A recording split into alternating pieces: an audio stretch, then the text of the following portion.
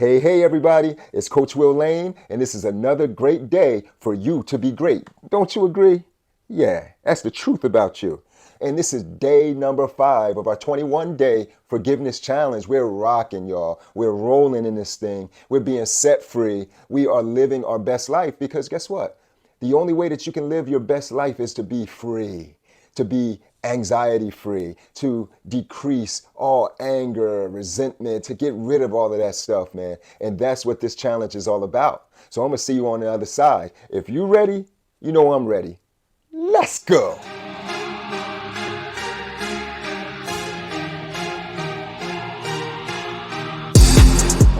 All right, let's go. So remember, on this forgiveness challenge, when we're working together, it's not just about knowledge, guys. It's not just about information. This is the information age. You can Google every single thing that I'm saying. You can look it up for yourself. But the missing link is having someone in your life that can help you apply these things. And that's where I come in. And so I'm here for you. We're working this together. It's a journey that we're taking together as a community. So that said, I want you to understand, it's not just all about information. It is about the application of these skills, guys. So what we're going to do after every 5 days, we're going to take 2 days to practice. And as we practice, remember, that's how new neural pathways are developed. That's how new habits, brand new habits are formed by repetition.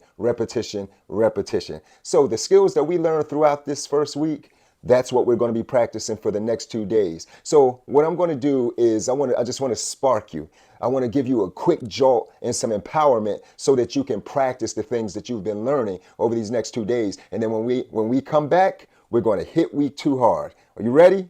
All right. So I want to read a couple quotes to you because I really believe that they're going to resonate with you and spark you and fuel you as we're practicing these skills. So quote number 1, listen to this. Check this out. Holding on to anger is like gripping a hot coal and trying to throw it at somebody. You're the one that gets burned. That's deep. Listen, because we understand that forgiveness, remember the Proverbs from yesterday, remember that resentment and unforgiveness and gossip, it's like eating your favorite food that goes deep down into your belly, into your innermost parts, but it doesn't sit well. And you know that uneasy feeling that we often have lived with, a lot of it is attributed to a lifestyle of unforgiveness, but we're changing that. Check this out. Quote number 2. Bitterness imprisons life. Love releases life. That's powerful.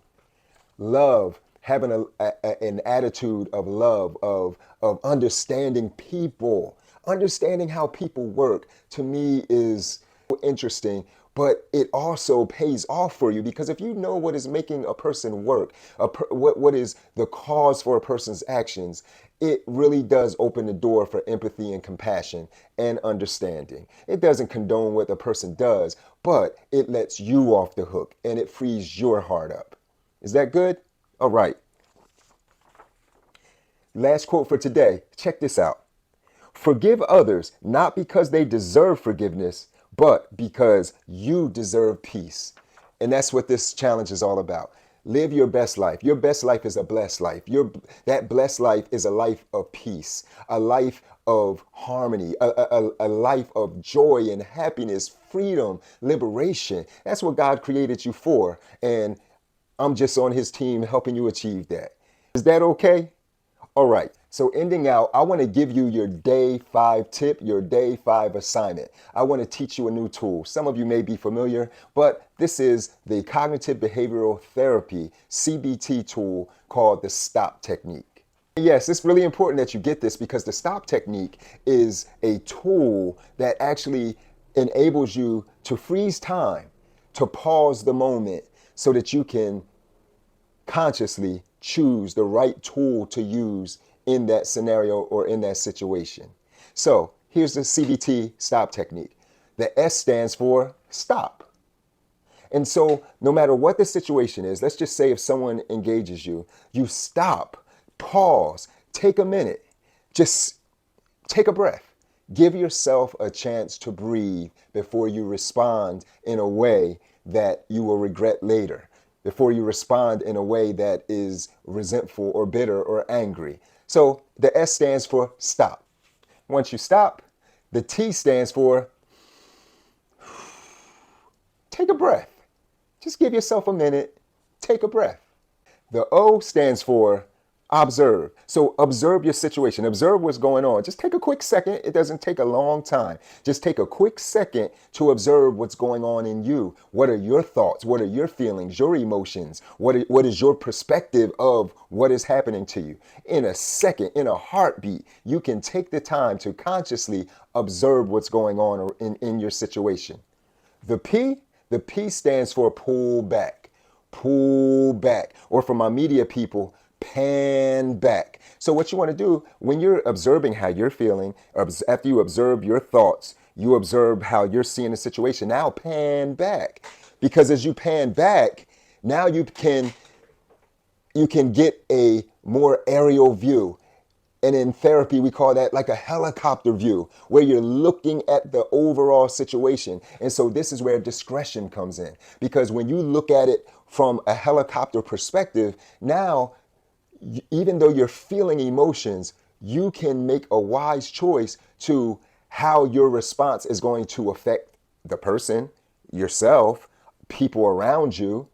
But you can't see that when you don't have proper perspective. Does that make sense? So the P is for pull back. And you might have noticed there's two P's. It's not a spelling issue. The second P stands for proceed with best practice. So this is where now that you have stopped, you've taken a breath to slow down your emotions, slow down all of the hormones that are rushing through you, slow it down, and now observe how you're feeling, what you're thinking, what your perspective is. Then you pan back, pull back. Now proceed with the best practice. Now you can consciously choose which tool is going to be the best way to proceed in this situation. Guys, it may seem like a lot, but I'll tell you, with practice, you'll notice that you'll handle your situations a lot better. And you'll actually be able to deal with challenging situations and walk away from them without resentment, without unforgiveness, without anger and bitterness. And that, my friend, is our goal. As you use the stop technique, what are the tools that you're going to be pulling out of your tool belt so that you can use? Okay, I'll remind you. It's capturing ruminations, remember, from day one. It's practicing active listening from day two. It's giving thanks and being grateful that, whoa, I am literally actually using tools. I'm actually taking my time to process this situation before I respond in a way that we will all regret. Be grateful for that. So utilizing the stop technique in the moment, guys, in the moment is going to be so beneficial for you. So practice it. And I like to hear your comments. I'm here for it. Yeah, write down your comments, guys. Fill the comment section with your experiences, what your thoughts are. If you believe you can do it, you believe you can't do it. If you feel like it's helpful for you, if it's resonating, if you think that it will help someone else, come on, share all that. It benefits the community. And on that note, guys, don't forget to like, share, and please make sure you do subscribe so that you can get all of the notifications and you can be alerted whenever I post these videos, guys. And share the love, because we don't want to be set free and feeling great minus all the bitterness and anxiety. We don't want this healing all by ourselves, right? We want to be generous with it. So share the love, guys. And I will see you next time. It's Coach Will, and I'm out. See ya.